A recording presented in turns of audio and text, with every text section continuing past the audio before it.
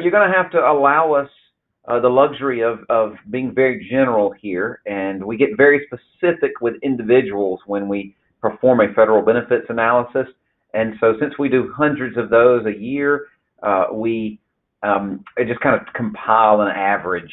What do we see oftentimes? And I've compiled that real life experience into this case study. So this is not pie in the sky made up numbers. This is what we see oftentimes in this range of folks. So we're going to assume, look in the bottom left hand side, oh look, 59 years old, and our group is 55 to that 60 plus. We're hitting our target market of people that will be interested in this topic. So I ran my analysis assuming a 59-year-old female, and I'm assuming a retirement date of the end of 2020. That's the end of next of 12/31/2020, and an annual annuity of $55,000. So again, that's just a range in which we operate meeting with folks. So those are my assumptions down below. Now come into this middle section of retirement income. It's an excerpt directly from the federal benefits analysis that we run for individuals. And Erica will give you some more information later on how you can get one of those if you need this kind of information for yourself. But so that annuity, that $55,000 annuity, is actually $4,600 a month. And in this case, a 59-year-old with their 30 years of service would also get a special retirement supplement. So we threw that in there. We've got a great video, several videos actually on YouTube about the special retirement supplement. And if you want one of these analysis, that'll be part of the discussion that we can help you with as well, to get fine-tuned with what that is and how that works. You may or may not be eligible for the special retirement supplement. We're just putting it in this example. You don't, and the reason we put it in there is because you don't get any survivor benefit on the special retirement supplement. You get it on the annuity. So if you'll notice the $4,600 annuity come right below there, and you see that full 50%, instead of $4,600, you'll get $4,146. If you die, your spouse gets $2,300. That's a cost, a reduction of your pension of $460 a month for the rest of your life. Or you can leave the 25% option, which will be a $4,300 annuity. Again, spouse gets $1,100 a month. You take a reduction of $230 a month. So you see my numbers. You get the $4,600, the $4,146, or the $4,376. You get those choices in what you select. Now, I'm going to take the full survivor benefit, and I'm going to draw some more comparisons for you. Notice that surviving spouse gets $2,303 a month. Now, up in the top right-hand corner of this, we've got this red call-out, and we call this pension maximization. So we're asking the question, could we maximize this pension, get more dollars for you to spend while you're living, while still taking care of your spouse? So we're going to take the $2,303 that your spouse will get if you passed away, and we're going to multiply. In this case, we're using a 200 multiplier. Now, that would be what, in raw numbers, a 200-month benefit if there were no earnings involved. Now, we have to consider taxes, a rate of return on a lump sum, and a life expectancy. These elements have to be brought into this picture to come up with an amount. So please don't just multiply that survivor benefit by 200 and be done. I'm trying to give you a range in which we typically see things happen for federal employees that are retiring. So if this were the case for you, if you had $2,300 a month and you multiply by 200, there's $460,000 worth of present value on the $2,300 a month. The future income stream of $2,300 a month, if I present value it, if I had $460,000 sitting in a bucket, it'd be worth the same as the $2,300 a month in this example.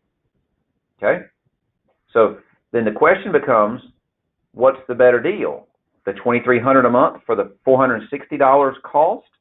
Or is there a better deal to get $460,000 worth of benefit at a lower price and with other benefits that come along with it? So let's look at the other options. So let's, on the next slide, we have performed just some life insurance comparisons. So again, this is not a quote for you to run out and get or compare to anything. We just went out and found some general numbers that could potentially work in this case. So a death benefit of about $500,000 came at a price tag of about $380 a month for a 59-year-old female in good health, and that was splitting the $500,000 between some term insurance that would last for 15 years and go away, and some permanent insurance that would last the rest of your life. Okay? And oftentimes people can blend term and perm. Why? Because 15 years from now, guess what? Not only are you 15 years older, your spouse is 15 years older, and they're closer to dying than they were, and they may not need as much money as they do today. Right? What's the worst thing that could happen to you as a federal retiree in light of your spouse? It would be to draw a retirement check and die. The greatest need that you have typically is in the very beginning of retirement, so you need the most insurance to cover that greatest need early in. So we came up with $500,000, which was more than that $460,000 we showed a minute ago, and then this generated that $27,000 a year income to cover for your spouse. And again, this is tax-free on the base on the $500,000. There's tax implications. You could build some cost of living increases in here if you wanted to. You'll see we assumed an investment rate of return of 5.5%. If this little perfect scenario worked out in this world, and say you lived a while and then you died, and your spouse lived a while and they died, then they would die year 20 with $500,000 of retirement account of investment assets to leave to the children or to the charity or to whatever you wanted to leave it to. So hopefully you see here kind of some of the basics of you have your survivor benefit in one hand, you have a life insurance in the other, and in this example, the cost for the life insurance was a few dollars less. The benefits are ongoing for the surviving spouse with a lump sum and maybe even for other heirs. But again, remember, in my example, I did the full survivor replacement, which means there would be no federal health insurance for the surviving spouse once you passed away. So this may not be an option for you, but if it is, this is the way you be a wise consumer. How much death benefit do you need to make sure your spouse is taken care of, and for how long do you need it? 10 years, 15, 20, 30 years, and you buy the insurance that's appropriate, assuming it comes in at a good cost rate. The federal benefit analysis, you can find it on our webpage, which is retireinstitute.com. If you're looking for a tool that can help you make decisions when you're ready to retire, this is the tool that you're looking for. My husband retired from the Air Force a couple of years ago. He had 5 days of training on how to fill out his retirement paperwork. 5 days, one of which I got to attend just for survivor benefit discussion. So as a federal employee, you're not going to have any days.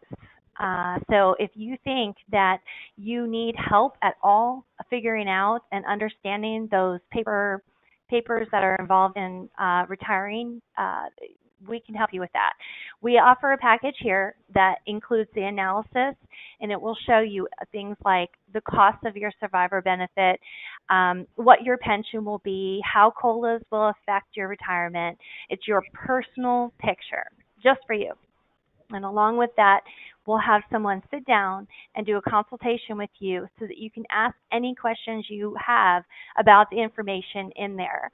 And we also have someone in the office, Abby Puckett, and she will literally sit with you, whether it's through a webinar, depending on where you are, or in person if you're in the local area, and go through every step with you so that you make the right election for you.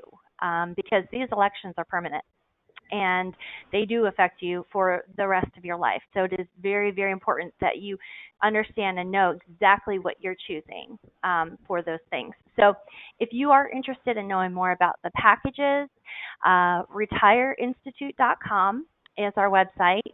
And we have just an analysis package as well. So if you don't need help with the retirement paperwork, we can do the analysis for you and get your numbers to you, just by purchasing package one.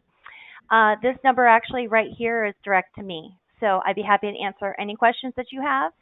Let me encourage you. I mean, we're bringing peace and bringing clarity to the confusion of all the stuff and the decision-making process that goes along with retirement. That we've been doing it a decade.